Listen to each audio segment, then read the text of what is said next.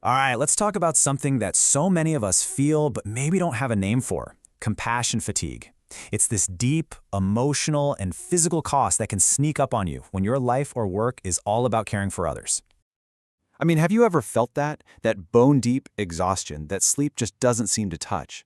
If you're in a helping role of any kind, you probably know exactly what I'm talking about. So today, we're going to break down what that feeling really is, where it comes from, and what we can actually do about it without just shutting down our empathy. So first things first, let's really get a grip on the problem itself. What is this hidden cost of caring, and who's really footing the bill?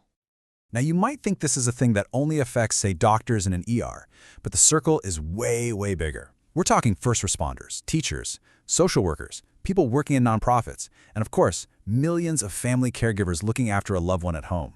Basically, if your job involves a ton of emotional energy or exposure to other people's trauma, you're in the risk zone. But what is it exactly? Well, compassion fatigue isn't just being stressed out. It's a very specific kind of burnout that comes from constantly giving your empathy and care to people who are in pain. It's like your empathy well starts to run dry because the emotional price just gets too high. And that's why spotting the signs early is so important. They can be pretty subtle at first. Maybe it's a nagging fatigue that never really goes away, or you find yourself getting cynical or even irritable about a job you used to love. You might even start to feel kind of numb or pull away from people. Just recognizing these signs, that's your first, most important step. Okay, so here's something we need to clear up. You hear the terms compassion fatigue and burnout thrown around like they're the same thing. They're not. And knowing the difference is actually the key to figuring out how to fix it. So here's the deal. Burnout usually comes from the job itself. Think massive workloads, endless paperwork, not enough support, the operational grind. Compassion fatigue, though, that comes from the relationship you have with the people you're helping. It's the emotional toll of witnessing their suffering day in and day out. You can absolutely love the mission of your job and still get totally slammed by compassion fatigue. And just to complete the picture, there's one more piece to this puzzle: secondary traumatic stress, or STS. This is when you start to internalize the trauma of the people you're caring for. You might have nightmares or intrusive thoughts about what they've been through, or become super jumpy and on edge. It's almost like you're experiencing their trauma secondhand. All three, fatigue, burnout, and STS, they can all tangle together, but they start from different places. Okay, so we've laid out how costly and difficult caring can be. But, and this is a big but, this is where the story gets really interesting. It's not all doom and gloom, not at all. Let's look at a 2018 study by Lynch and her team. They studied family caregivers, people who are right in the thick of it every single day, and what they found kind of flips our whole idea of the caregiver experience on its head. So first, the study showed what you'd pretty much expect. A huge number, 71%, said they felt a high level of burden. That's the stress, the exhaustion, the daily grind we've been talking about. Yep, no surprise there. But here's the twist. At the exact same time, more than 82% of those same people also reported feeling moderate levels of compassion satisfaction. That's the joy, the meaning, the sense of purpose they get from caring. And here's the mind-blowing part. The intense burden and the deep satisfaction were happening at the same time.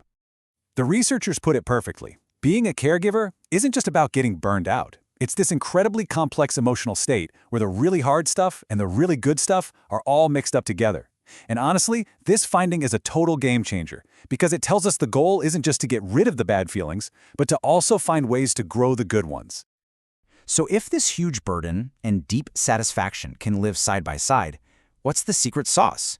What allows someone to find that fulfillment even in the middle of a struggle? Well, research points to this one incredibly powerful skill. It's called psychological flexibility. And no, this isn't about being indecisive or a pushover. It's a really deep skill. It's the ability to feel all your tough emotions, the stress, the anger, the sadness, without letting them run the show. It's about letting those feelings be there while you still take action on the things that truly matter to you. And this isn't just some feel-good theory. A big study of geriatric nurses in Spain found hard evidence that this very skill acts like a protective shield. And the results were, well, pretty amazing. The nurses who had more psychological flexibility had a much lower risk for burnout and fatigue, and at the same time, they had a much higher level of compassion satisfaction. So this skill doesn't make the stress disappear, but it completely changes their relationship with the stress, which lets the rewarding parts of the job actually shine through. So what do we do with all this? How do we take these ideas and actually use them in our own lives, right? I think the most important thing to remember is this.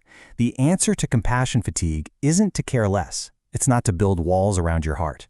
The real goal is to keep your empathy going for the long run, and you do that by building the skills you need to handle the emotional cost that comes with it. Let's just do a quick recap of what we covered. We started by looking at the hidden cost of caring. Then we teased apart the difference between fatigue and burnout.